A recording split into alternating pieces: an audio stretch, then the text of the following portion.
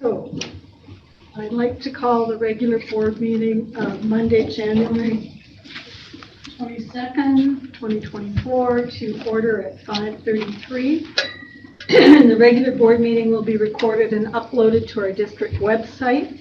The definitive documentation and decisions of the board are captured in the meeting minutes. Any use by individuals during the meeting on an electronic device such as a computer or cell phone is related to the business of the meeting. Okay. And the core values that guide the work of the school district are respect, compassion, honesty, responsibility, and relationships. We have one addition to the agenda. Is it in camera? Okay. So I'll do that at the end camera. Okay. We've called the meeting to order. I'd like to acknowledge that today's meeting is being held within the traditional territory of the Bamileke and Treaty State. Are there any additions to the agenda?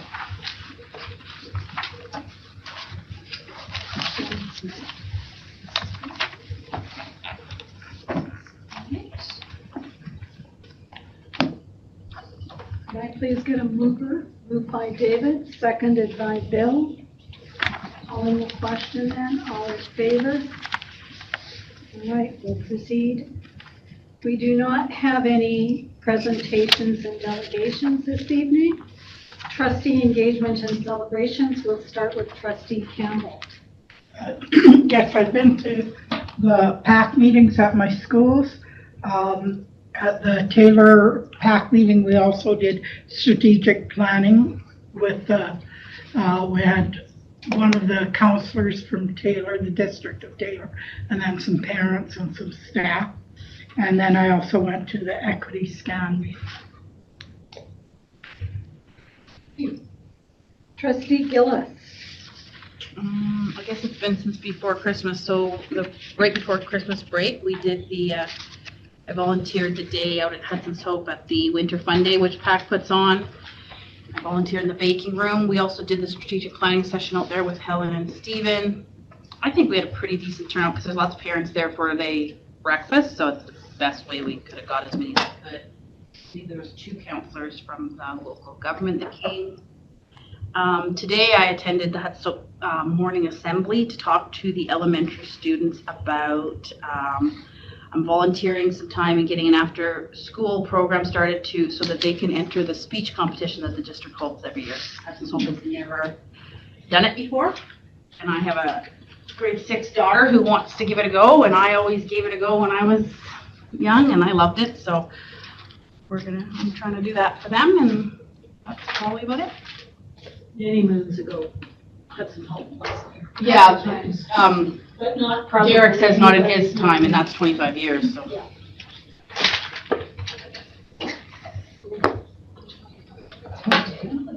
Okay, Vice Chair Lehman. Just attended the labor management meeting. And then maybe just for the record, Angela there with the Clearview Arena AGM. Okay. Which unfortunately clashed with another meeting that I had prior committed to. I will get the minutes to you for that one though. Thank you. Trustee Scott Moncrief. I've been in contact with all of my schools. Upper Pine, everything's going quite well.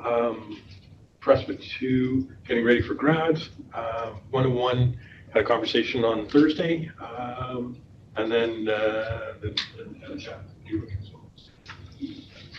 Trustee Snow. Verified to visit all my schools. Went to the MPA meeting, SUPAC meeting tomorrow, and right before Christmas did some volunteering in some schools for. Trustee Whitten sends his regrets tonight. So I did get to go to North Peace's Christmas luncheon, which was very nice. And I attended on behalf of the board the Swiss Open House with their new digs over by Robert Ogilvie. got to go skating with Valdano students, and I was in Hudson Hope for the pancake breakfast and some strategic planning things. Was part of the District Joint Health and Safety Committee meeting, and did a board share call on the 18th of January. I'll report that on later in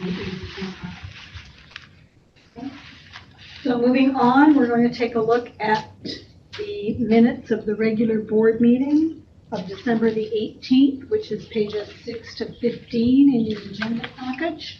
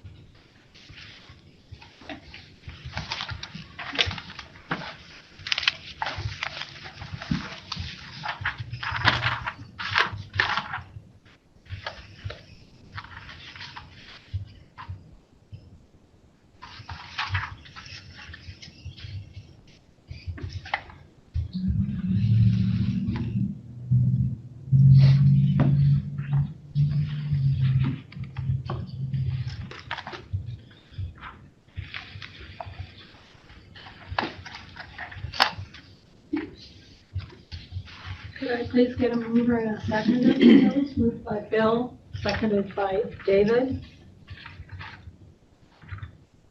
Are there any errors or omissions in those minutes? Calling the question then, all in favor? Business on the rising. We've got, Stephen will come back to us in June with further information related to events occurring on school property as we asked. Is there anything else out of those minutes?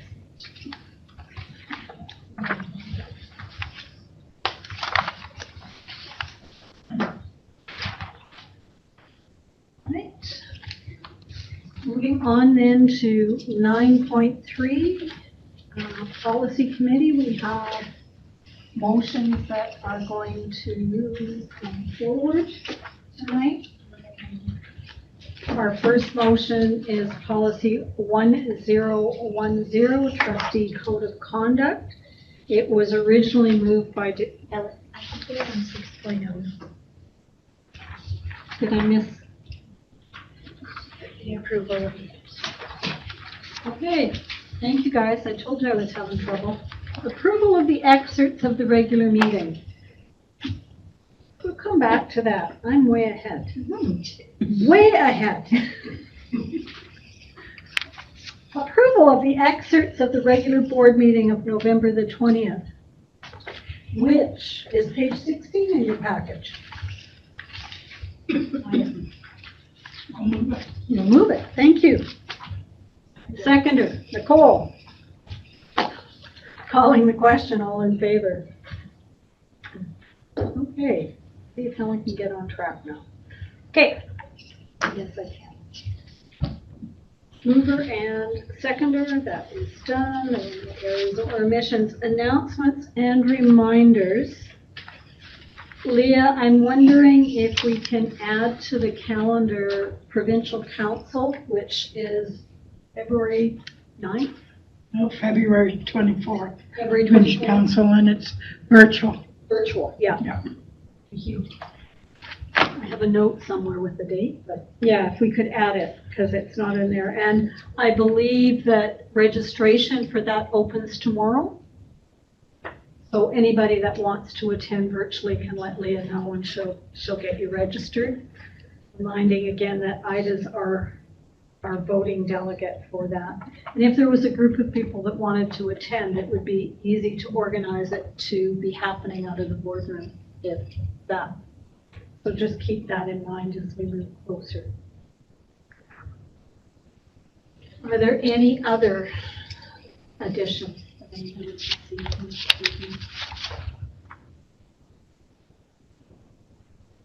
Moving on to senior staff report, I'd like to invite Carleen Andrews to our table tonight. Stephen, as you know, is away recruiting. So Carleen will deliver the superintendent's report tonight and act in his behalf at our meeting. Thank you. Up and running here.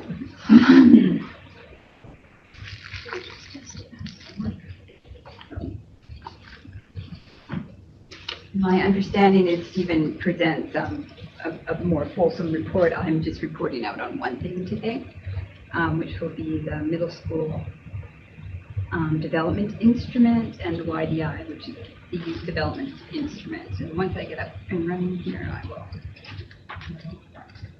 And these instruments are used as part of preparation for our framework for enhancing student learning.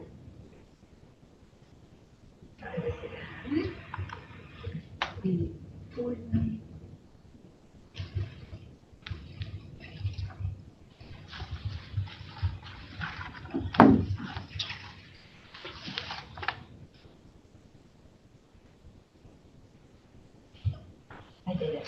I put the number in. I don't know what's going on. I did it, Joe. No, that's good. I get up on this all the time. Okay, it's just yours a bit. Yeah.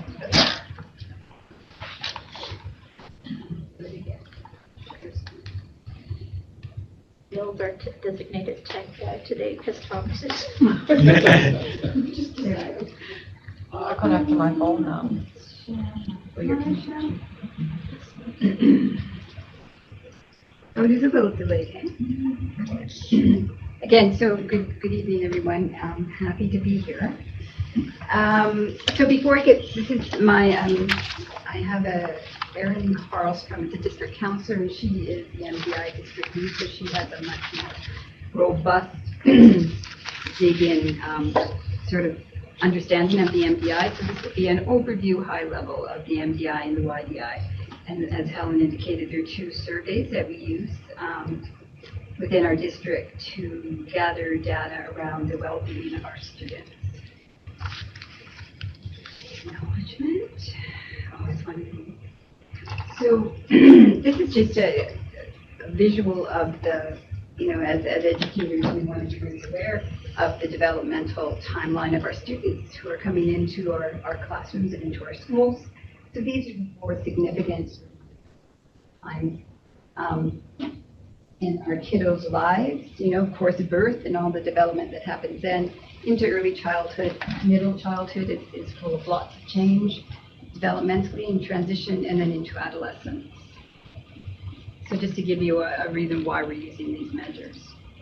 And again, I'm not familiar with this EDI. I'm a little bit familiar with. It's a measure we use in kindergarten, sort of I think the second half of kindergarten, to sort of get a sense of the skills, developmental skills of our learners that are coming from early childhood into school age.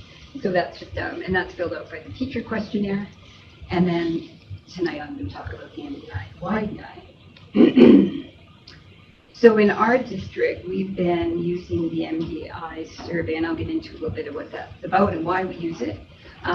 For this, we're coming into, I think, our 6th year. The first 4 years, we used assessment with grade 7, because that's a transition year, coming from grade 6 into middle school. But as I spoke to our staff and our leaders and our teachers, there's a government survey that goes out, student learning survey. And so our kids were getting a lot of surveys, so we tried to spread it out. So we thought we'll get more longitudinal data as well. So we switched who we surveyed, so now it's grade 8 and grade 5 and grade 11 the project right now. So we're into this is our second year where we will be sending out the surveys to grade 8 and to grade 5 students. Why is it important? Okay, so the MDI measures areas of development that research strongly links to student well-being in this age group. So the well-being, their well-being, their health, and academic achievement. So if we're looking at these measures and things are going well, we can predict that our students are overall their well-being.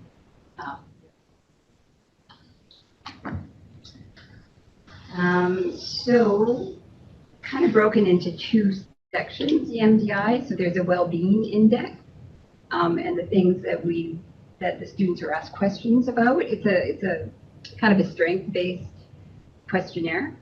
So we want to see how optimistic are our students feeling, what is their level of self-esteem, happiness, absence of sadness, and general health. So those are the things we're asking questions about from our students.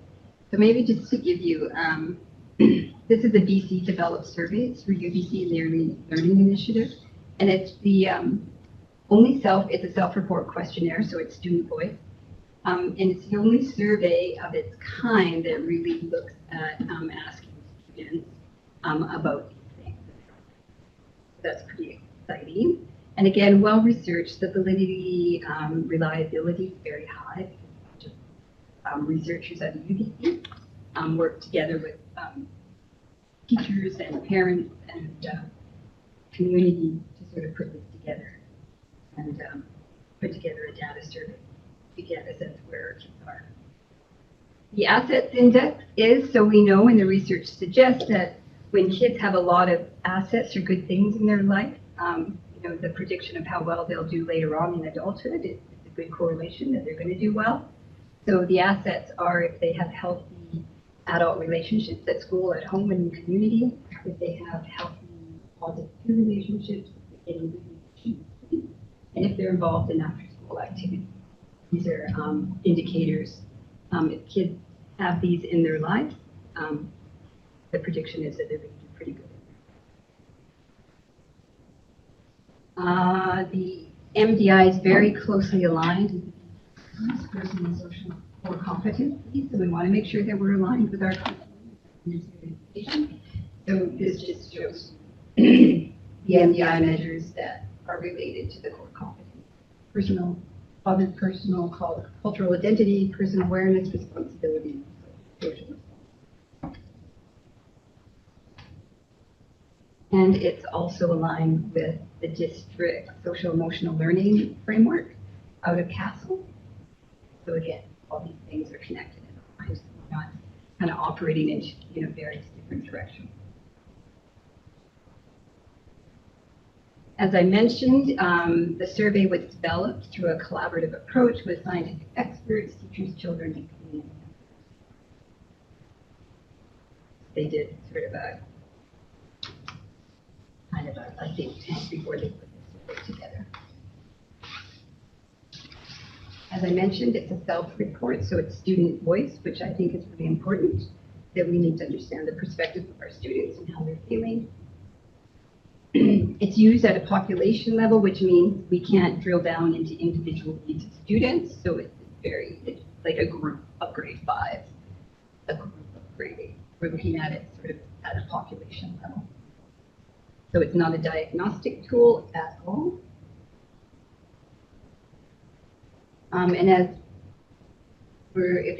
you can go actually online and have a look at all the questions, and maybe at some point add the links, but the questions are a lot around relationships that our students have in their life, whether that be at school, at home, or in the community. And as I mentioned, the middle school years are for the middle childhood years are transitional times, lots of growth and development, cognitively in their brains, socially as they're changing different ways of looking at relationships, academically, lots of stuff going on in their lives during these years, and so that's why they chose that group of kids. And we're looking at the development of the whole child, of course. And as I already mentioned, we ask questions around how they're doing at school, how they're doing at home and in their neighborhood, and what's going on for them after school. How are they using their after school? Children's voices, their perspectives. So I said we're into starting our 6th year, but this was first piloted in 2009, 2010, so you can see districts all over the province have become very involved in using these metrics. So it's a very robust piece of data as well as you can get our across the province. So our hope as a district, why we're doing this is that we really want to be able to see ourselves as having make a positive difference in our kids' lives. And that our conversations and actions and things that we do to support our students in our system, our education system, is research-based and evidence-informed, and this survey really is. And that we, we come together and we look at this data to bring our wisdom and our expertise and skill sets together to make good decisions and getting a real sense of what children are telling us, what they're needing, and how we can improve our system. And again, as I said, it's not only school-based, district-based, it's also community-based, and provincially, as you can see, the many districts in our most districts in the province are participating in this survey, so we can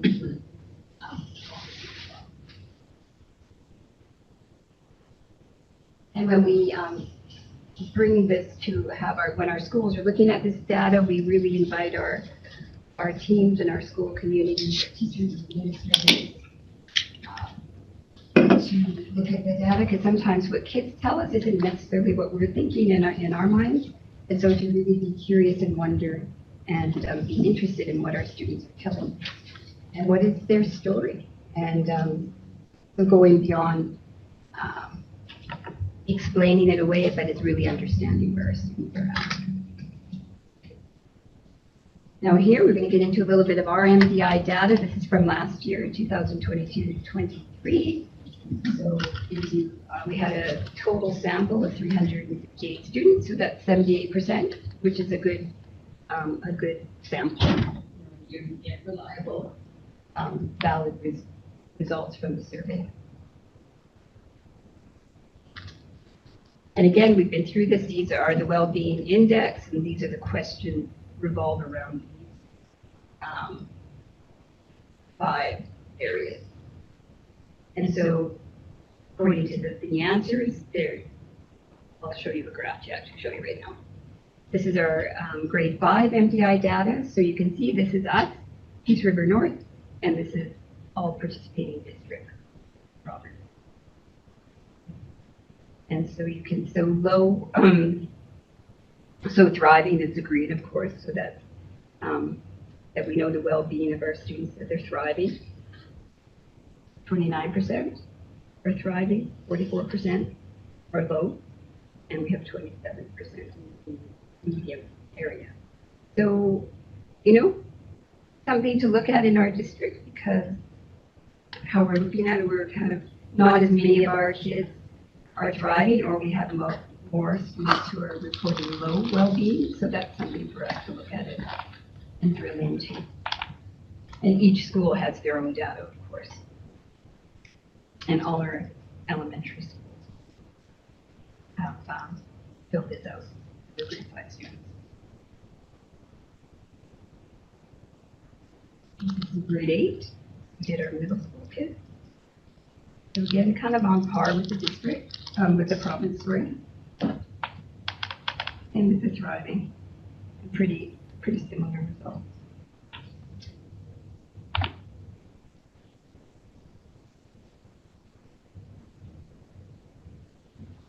No. So a little more of a concern here that there's a higher percentage of kids that are pretty. How many years do they do this? Doing it right now. We're just starting it. So we do want to give schools an opportunity to have their kids settle in and get to know their teachers. That to me is very sad. What that? That to me is very, very sad. So that's What I wanted to get. So often, so you get the survey, what do we do with the survey? So we're really committed within our school community, in the district, to looking at this data and having some action approaches. How are we going to improve the social for our students? Because we know that skills and habits are malleable and we can put things in place through our social emotional learning and connection to schools and community and having a sense of belonging. So we want to make sure that we're getting an action plan and kind of operationalizing this data. Because research shows that programs and practices that target social emotional learning and relationship building demonstrate a real positive outcome.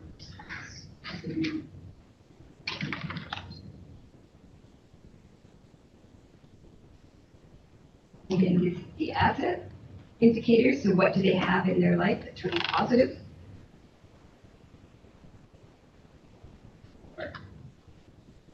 Oh, it's one of those. Okay. So again, this is just, let me get here right in there. So this is just showing you, this is our district data, that as the number of assets in a child's environment increases, so too does their well-being. So we want to make sure that they have assets. So again, Peace River North and all of the province.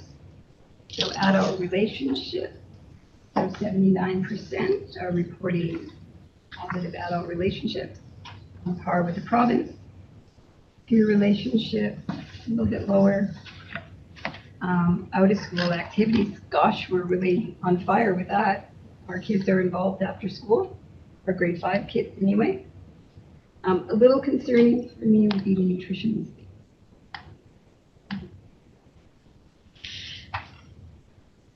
And then grade 8. Now you can expect in middle school, adult relationships are in a transitory kind of time for middle school students as they're individually finding their way. But nevertheless, it's important that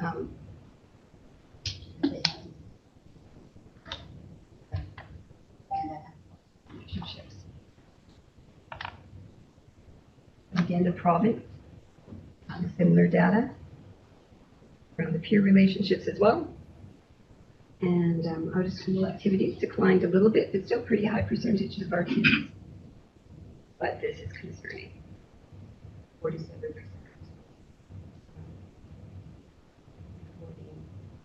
Being good nutrition is sleep.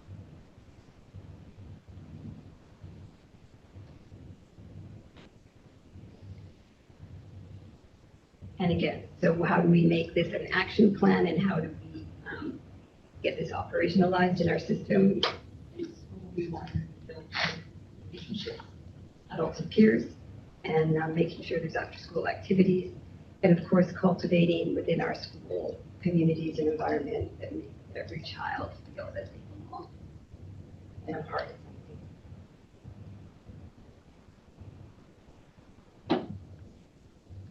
Okay, so this is the YDI, and it's a youth development instrument. We got on board last year as a part of the pilot, and they're still piloting this program. So it's for grades 10, 11, and 12, so the older adolescents. And last year we surveyed grade 11 students. And so they've changed, so they're in the process of really sort of revising and building as they're going. So this just talks about some of the things that they've changed and are adapting as they develop. Part. And again, but the main focus is, again, students' experiences within the school around connection and well-being, but also looking at how they're doing in the community within the family context.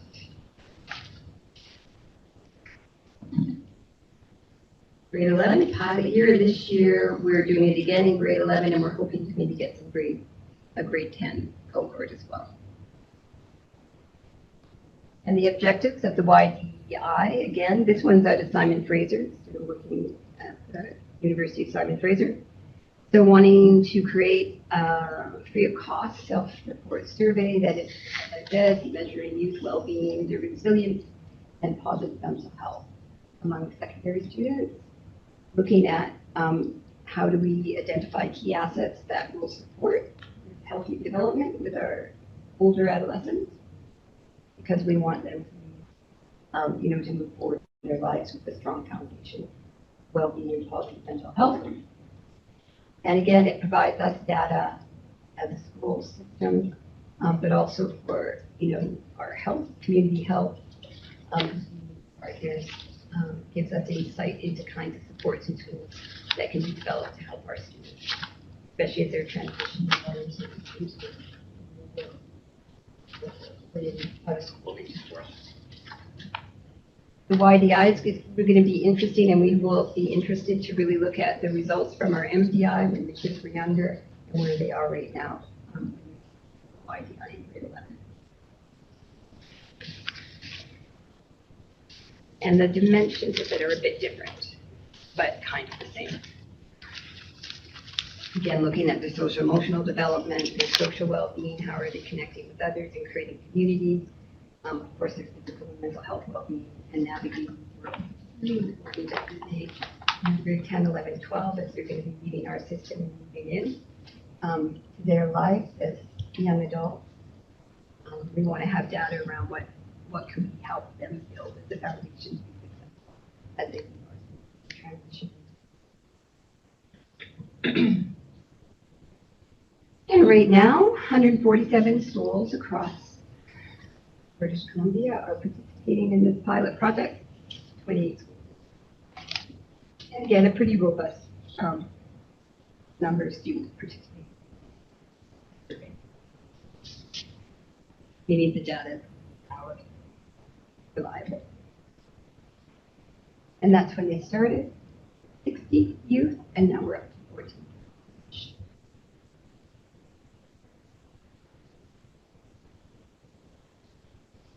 And this is some of the summary said, but because it's in a pilot kind of project, that this is the summary data they provided for us last year. So the strengths for our grade 11 students, they tend to be less likely to rate eco-anxiety as high. School start time, so they're getting to school and are getting enough sleep, basically, I guess you're saying there. And they're less likely to report in grade 11 that food insecurity is an issue. Oh, no, is that when food they eat is not prepared at home? Okay, that's interesting. So they're eating healthy. Get it matched. Areas of focus. These students were less likely to create an environment. Like respect, care, support is high in our district, so that is a concern. Here it is, yeah, food insecurity is high. Interesting. You look at their eating.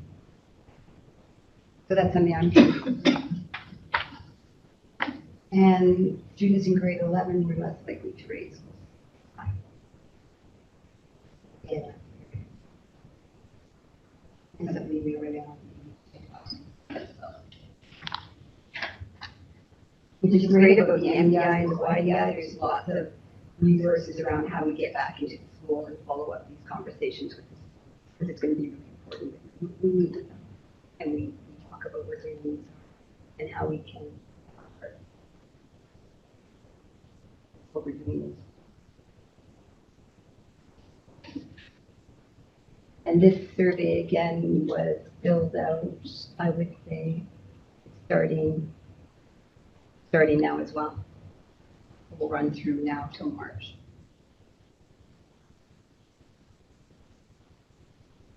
And again, sort of repeating again, we really want to look at improving social emotional fitness and those relationship building skills and bring that on. And this is when we go in and talk with our teams, which we do after they get the data from the survey. We do really want to look at what's already working well and what are we doing that's effective. That's how we have to be curious about exploring other ways to support us.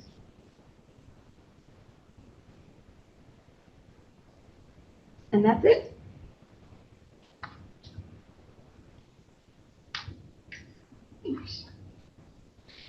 Thank you.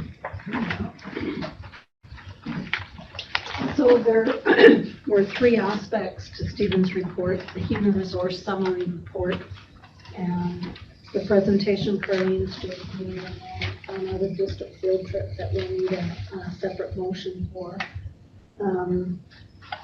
Probably are there any questions related to the HR report? I'll move the report first. Yeah, that was what I was getting to. Ida's moved the report, a seconder. David? All in favor? Well, now we should have discussion. Now we should have a discussion. All right, anything related to the HR report? All right, the MDI and YDI presentation. Just a couple of comments along the way, but any summary comments? Ida? I just, looking at this, and it's going to be interesting to see the data that comes from it probably won't be the same students, so will it? That you will have due from grade 5 to grade 8? Would it be a different group of students or the same cohort? Well, they'll be moving along, right? So next year, so our grade 8. Okay, but the grade 5s, Mhm. when you do them, when you do the grade, when they move up to grade 8, is it the same students or a different group of students? Well, it'll be maybe a mess. It will be what? I just think it'd be Yeah. interesting to see the 44% and the 53%, because coming out of COVID, and a lot of them didn't go to a lot of Yeah. extra activities and things like that. So it'll be interesting for me to see the data when the grade 5s go to the grade 8s from that year, go into to see if that number will come down. And I think that that's something that, because really this year is one of the first years that we've even seen more activities outside of school with more kids travel. So that'll be interesting for me to see. And I think it's what they would call an apparent cohort, if you're comparing grade 5s to grade 8s 3 years from now, because they're not. Right, that's what I It's not said. gonna It's be not exactly the It's same, not gonna yeah. be the same. I know that when we looked at some of this data last February or March, when we were looking at school, there was an interest from people in actually seeing the questions for the YD Yeah. for them. So if you could send those links. I will send it, because you can go, it's public information, so I can send you the link. Yeah, if you could send those Yeah. links, and then when we do a look at our district data, this will be part of it, but if you have a look at the questions, then. Which is you can really idea. interesting, because then you can really drill. Yeah. David? I don't even know how to frame this question. How do we move the needle? How do we move, you take this information, but how do we move the needle? Yeah, the million-dollar question. I really feel it's in developing the social emotional skill set, right, and looking at that and developing that as we go, but also looking at our school environment and how are we, again, making it a place where all kids are feeling that different belonging and connection and that's right. And I think what's interesting and what I'm really curious about with this, I think as adults, we often have a perception of what we're doing is connecting, but what are the students feeling connection is? And I think we really need to uncover that and have those conversations with students. What do they see as connection to an adult? Because it might be different than our adult brain things, right? So I think it's drilling into that and having those conversations with the students and figuring out what are they needing in a student-adult relationship. Well, thank you very much. I really Yeah. appreciate it. Fascinating. Let's. Yeah. Oh, for sure. And I was going to say that the concept of not getting enough sleep and when you want school to start, that came up a little bit in one of the strategic planning sessions I was at with school. And when some of these kids are on the bus before 7 o'clock in the morning and having to be up that early, it'd be curious to see how our results compared with another district that has the same level of transportation and stop and start times, because the factors that may impact that for us are not the same as a school that doesn't have a lot of district that doesn't have a lot of busing. So when you start to drill down, there's lots of, avenues to think about and to look at. And what's so fascinating about this is you can look at another district and go into their questions as well. And you can do lots of comparative, really, really robust survey. Thank you. Great. So the other thing is if you looked at in your package, there was all of the other district field trips. And right now it looks like it is ski season. Lots of trips to Worsley in there. And in the data that came, you've got identification of what's high risk, what's not high risk, and the different processes that people are putting in place. So could I please have someone move that the Board of Education accept the other district field trips as presented? Moved by Bill, seconded by Madeline. All in the question? All in favor? Carried. All right, moving on. We're on to Angela's report. Thank you. So I have a few items to review with you today. I have the finance update to December 31st, 2023. I have the operating budget consultation process for the preliminary round for 24-25. I also presented it at Committee of the Whole. We have the Statement of Financial Information Report. There's a link to that, which is ministry documents required, and it reports on 22-23. So it provides the salaries, our largest vendors, and then does a financial reconciliation. And then the ministry tables were updated in December. So I just attached what we're currently working with after the September 1701. They update the tables in December. So then I put that table in versus what we thought we were going to get back in February of last year. We have a bit of a variance. And then this financial comparison between districts. I compared us to like size difference from around the province, as well as focused on the northern districts, just to show where funds were allocated. And then I have the HR support staff report for up to January 18th. And that is my report. Could I have a mover and a seconder? Moved by Bill, seconded by David. Now, Angela, let's go through each of the items on it.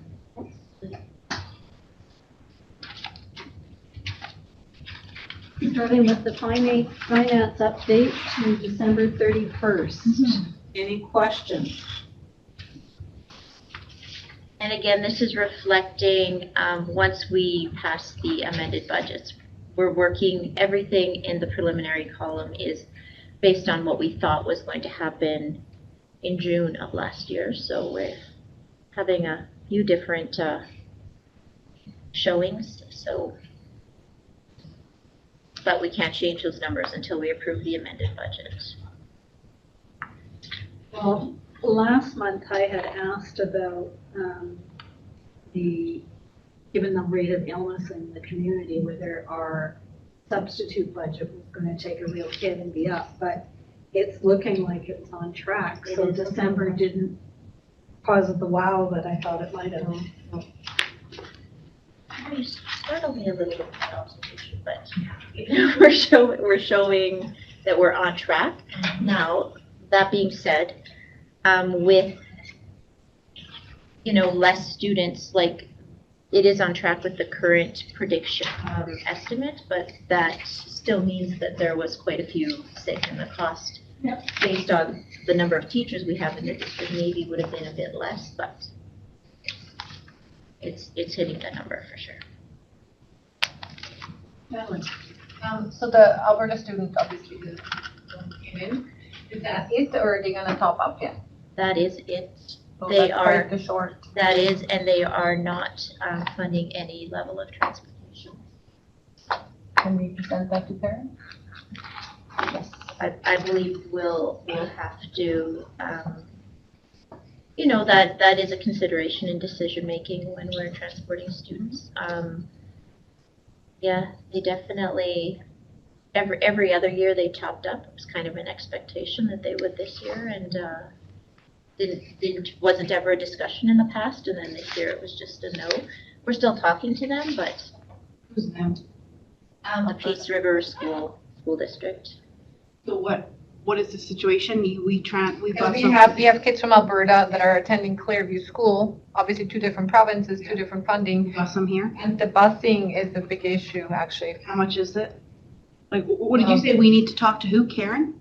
No. No. The Peace River, so generally when they fund the students, they also give us a portion for funding on top of it. Usually it's around $15,000 to $20,000, and this year they're giving us nothing to transport those students, which is unexpected by us. But if they're not paying it, we're still at, we've tried to talk to them and get a understanding as to why it's gone away, but we're not really getting a lot of clarity. What school could they attend in Alberta? The Menace and Cleardale. So ours is closer, or it's a preference? Some of it is preference. I believe it's It is, they're kind of, I think, I would say, when I look at where they're coming from and where the other school is, they're kind of in the middle. It is preference. They're not having a fun bus ride, that's for sure, coming into. How many are there? I think there's I can get back to you on that one. I think I could give you I think there's 8. But I can definitely get you the firm number. So how do they plan on benefiting? I don't know if they would agree. They would pay for their bus if they were going out. Well, but They when know they're that- operating their route, they have students on there already. They're not running a special bus for them. So the cost differential would be likely negligible on their end, so. So I guess if Madeline hadn't asked the question, when would you have come to the board and said, we've spent 20,000 of our own dollars? Well, it actually says there's no transportation funding from Peace River School It's District. not a concern like that you would bring forward when we make a decision?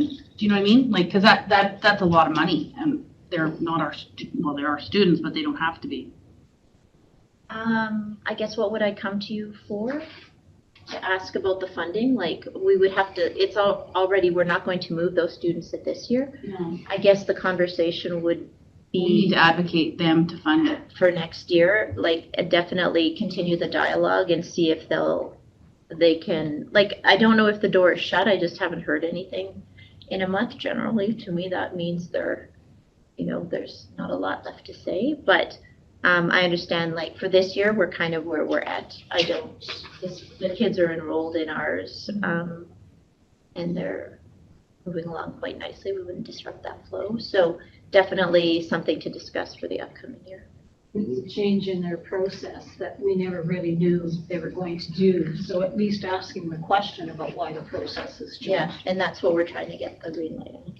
So don't we, when we look at our budget, don't we usually talk about these Alberta students?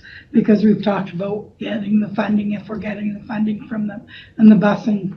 Do we not generally talk about that when we do our operating budget? Like, I think I remember in the past, we usually talked about these students, if it was worth how many there were and where they were coming from. And We definitely budgeted under the assumption that we were getting that money. But again, what caused the process change, and what is the communication around, hey, we're not giving it to you, so those are things that we're trying to get ironed out at this point. And I will keep you updated. Because, correct me if I'm wrong, there was a time where they only let the kids kind of grandfathered in. They weren't taking any more new students, but then Alberta said no. Yes, they decided that was fine. We could. That was we could fine? take them. But then to then withhold transportation's a bit interesting, I find. Yes, I can't speak to what their thought pattern is behind it, but they did stop us from taking on any new students. But I imagine the parents would have advocated because maybe they had a sibling, I think in some of the cases, in the school already, and it would have been a hardship on the family to have them in 2 different districts.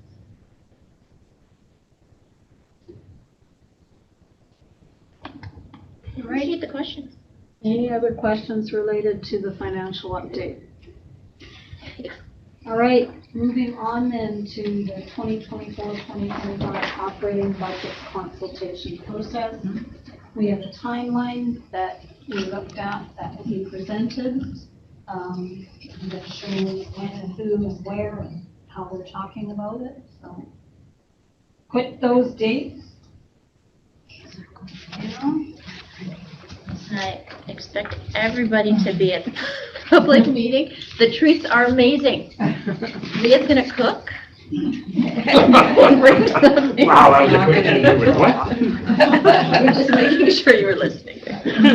But this was also presented at committee of the whole. We didn't change anything in between, but just another opportunity to have a look and give some feedback. Okay, and taking a look at the Sophie, the link is there.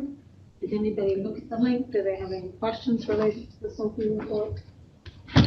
Sorry, back to you did the financial comparison?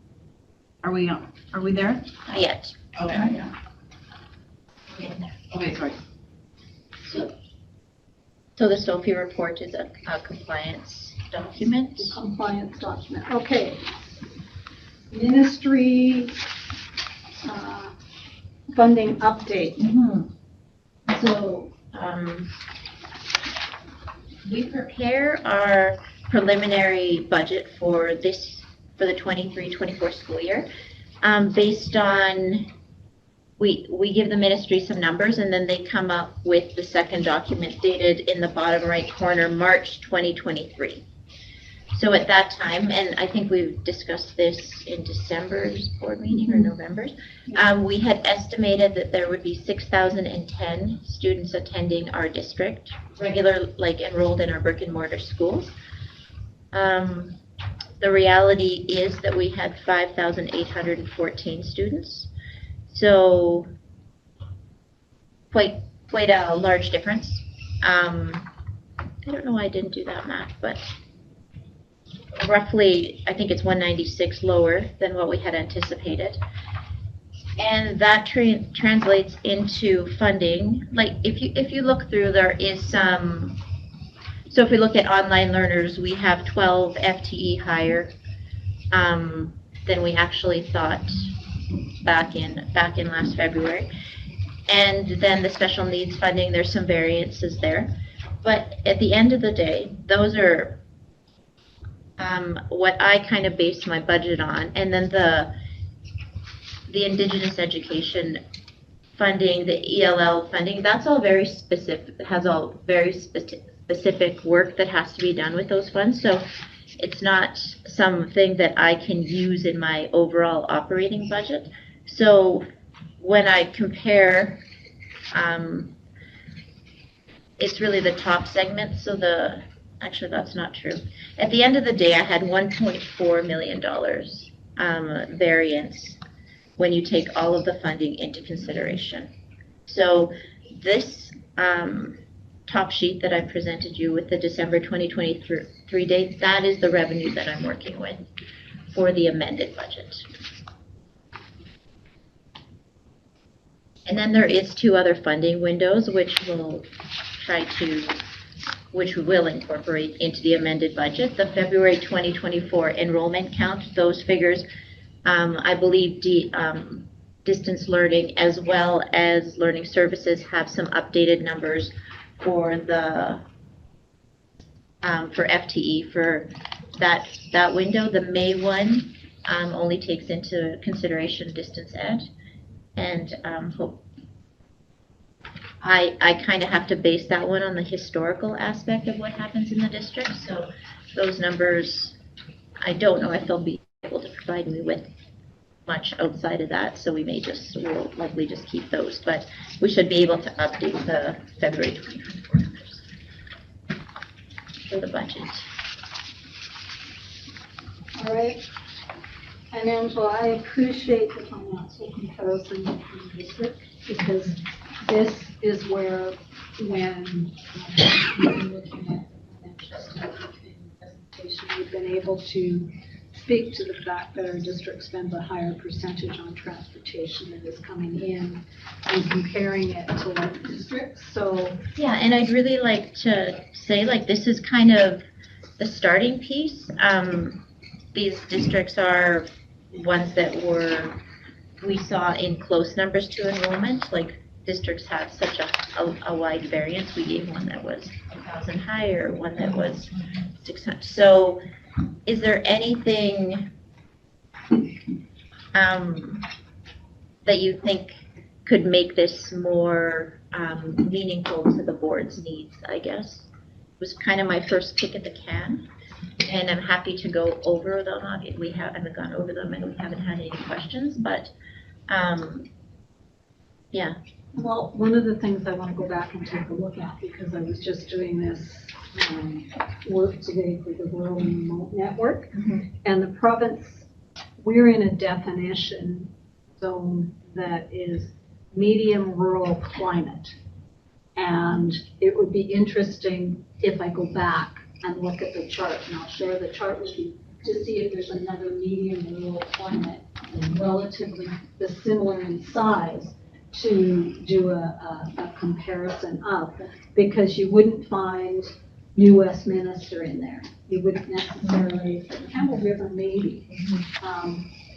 We're just playing around with some of the unique factors and trying to do some work there. So a reminder in that last page where you've given us the definition of all the different things that we're looking at, like the sparseness factor and things like that. I'm starting to understand some of that more in how they come up with things. Other questions or comments? When I was at the council meeting, one of these 4 listed here, I think I told you guys before, but 3 of us, these 4 were at the same table having a conversation Right. and comparing each other. So you mean Westminster, Mission, and Mission, us, and New Westminster. We were all sitting at the table comparing each other. Well, it was meant to be then, I guess. So I found that kind of interesting when I seen it. Yeah, that is interesting. And then And the other one, is the northern. Camel River was there. On this one, Comox was with us, was our force. Yeah. Yeah, Comox has a higher student enrollment. So does that, I mean, I find it interesting, and to see I found it quite interesting. Should you eat, for example, supplies, if you compare to similar size district, we're way at the top, but if you compare to the northern, we're actually not even, Yeah. Yeah, I thought it was actually it was quite an interesting exercise for me as well. Like I looked at it and I was like, but when you compare us to a southern district, like a huge difference. But you compare us to the northern districts, then we're right in there. we're right. Yeah, nothing seems to, so kind of the same information, but different school districts, you get a completely different assessment. On the one page, the Caribou Chilcotin, it says so that, like, their revenues are only 9 million, whereas everybody else is in the 75, 62, 57, like, am I missing a number, or is there Well, I probably missed a number. Where, can you kind of guide me to the, yeah, 9.2. Oof, they're gonna struggle. Okay, yeah, I'm just like, am They're I gonna missing? In struggle. October. I think, like, even their provincial grant must be missing a number. I can definitely update that. That's, I was just wondering if I was, what was different about them, because, okay, the difference is that that's incorrect. okay. So you are definitely, I can get you those numbers for It you. doesn't really matter, I just, for errors next agenda, whatever, it must be the two numbers, must be their grants and their two, no, I don't So know. I know that the expenses are, yeah, They look right. but The the, revenue. you're right, the revenue is completely, Maybe it was 56. Oh, maybe I missed the Maybe zero with instead the of end of 56, everything. 6,000 instead of 5,000. Okay. I can't believe I missed that, but thank you. I bet you I missed the zero. Right. And then the last part of Angela's report was her human resources support summary staff.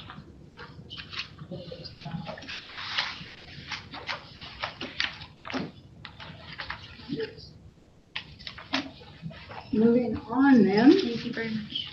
Thank you. Now we're at 9.2, which is where I tried to be much earlier in the meeting. Just flip the whole thing. So, we'll start again and look at policy 1010, trustee code of conduct.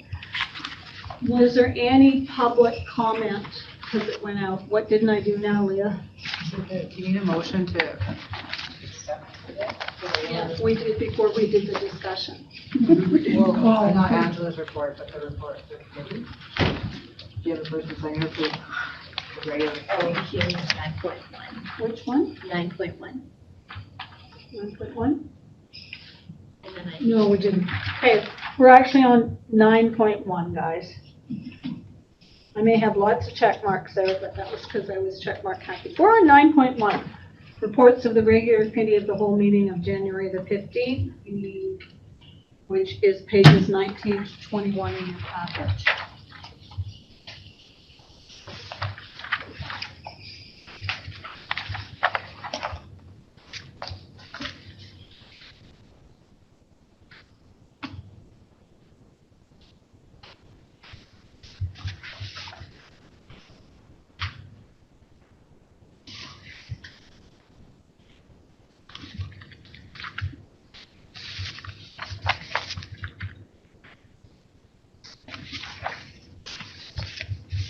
Have a mover, please. Moved by Bill, seconded by Madeline.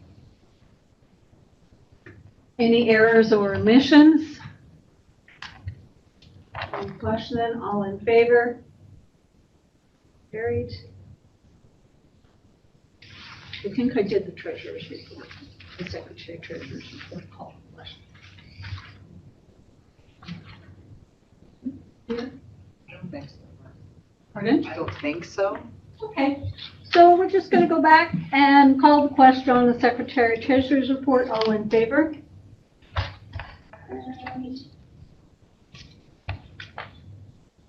Hey. Think we're finally now at policy 1012. Third time. All right, was there any public feedback?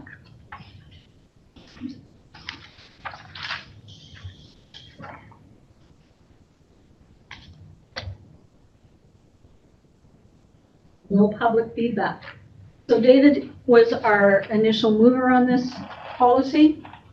I need a seconder. Seconded now by Bill. Calling the question now on policy 1010. All in favor? Carried. We're looking now at policy 3008, ordinarily resident.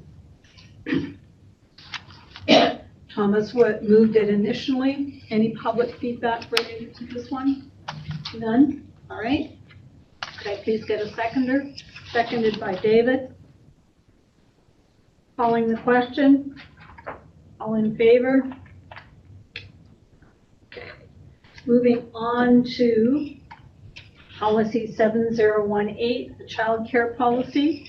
Madeline was the initial mover. I've got it here, you just got to, Pardon? we skipped one. Skip one. Student withdrawal. Student withdrawal. I don't want students to withdraw. Okay, initially moved by Ida. No public feedback, no public feedback. I need a seconder then on the student withdrawal policy. Seconded by Bill. Calling the question, all in favor? That it be adopted. Thank you. Now, child care policy. Initially moved by Madeline, seconded by Ida. Just to share.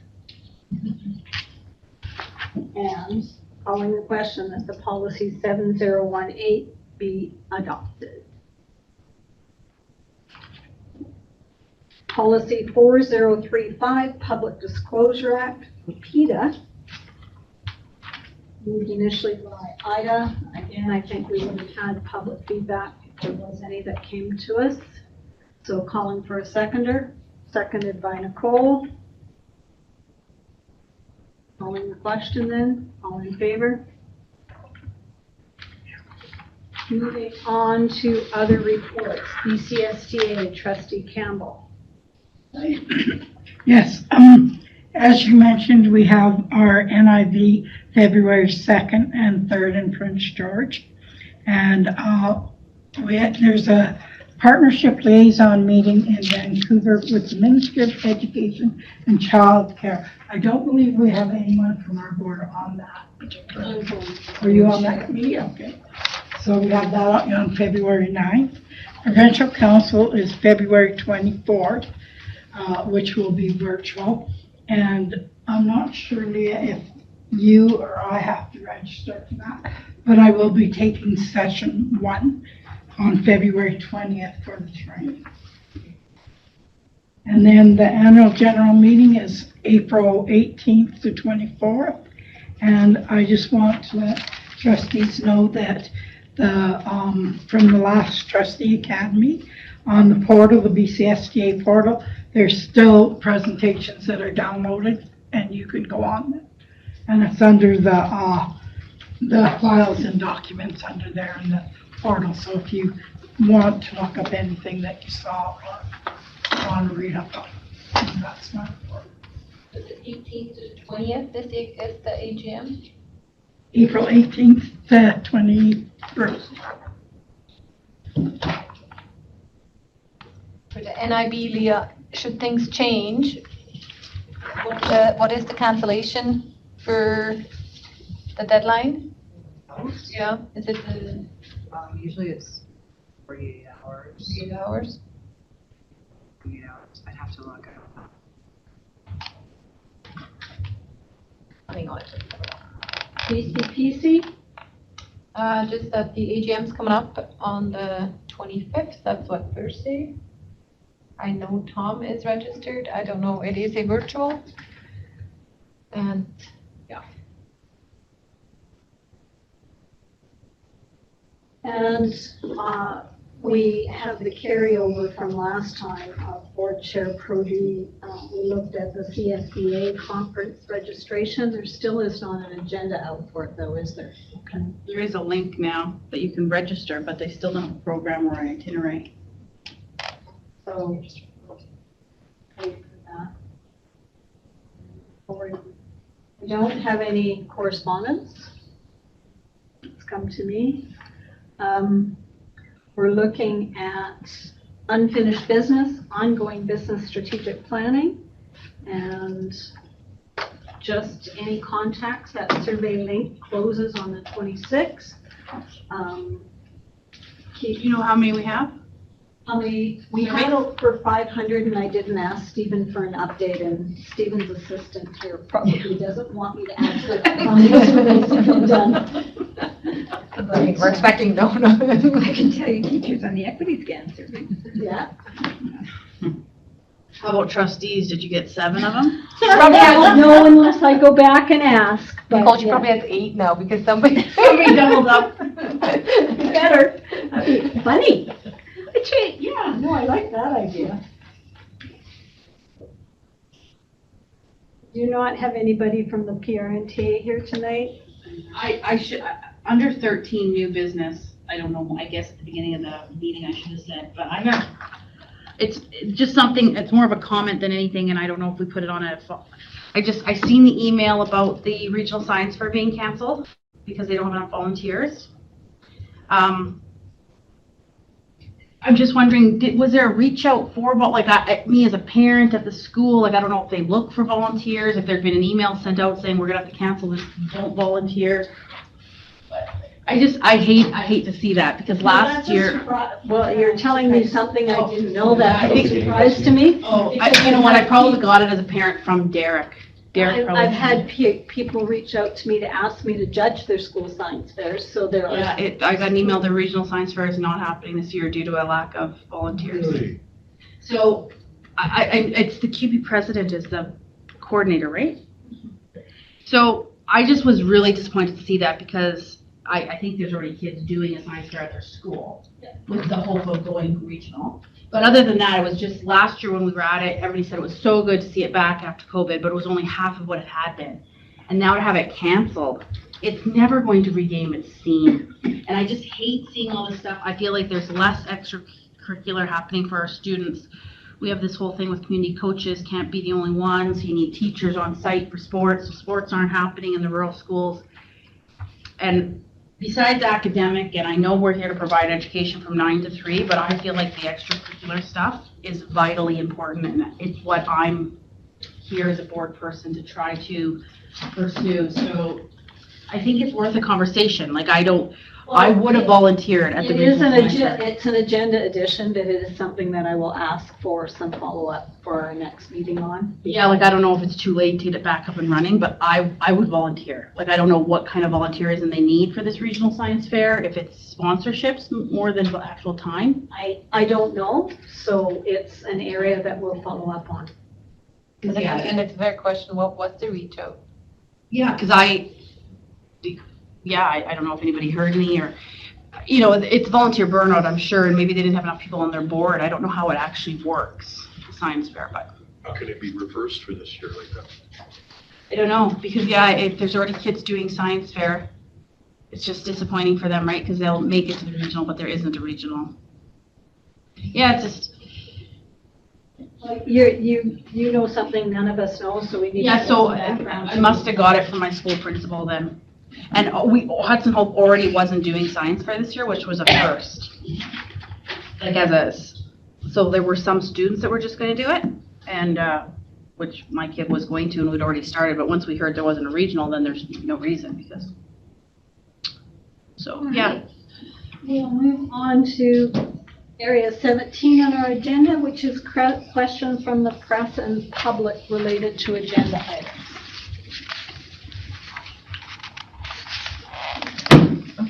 I have one but it's not related to the agenda.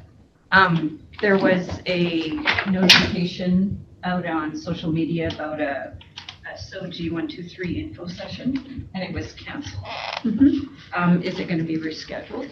Not at this point in time. We haven't heard anything about it being rescheduled. Okay, great. Okay. So if there is no other questions, then what we'll do is going to suspend our regular meeting and into our in-camera meeting. Can I get a mover and a seconder Moved by David, seconded by Bill. All in favor? Leah, you may stop the recording. Please. Right. Asking for a motion, the in-camera motions will be brought forward for implementation. Moved by Bill and seconded by David, calling the question. All in favor? Now I need a mover and seconder for adjournment, please. Moved by Bill, seconded by Madeline, calling the question. All in favor? Leah, please stop the recording.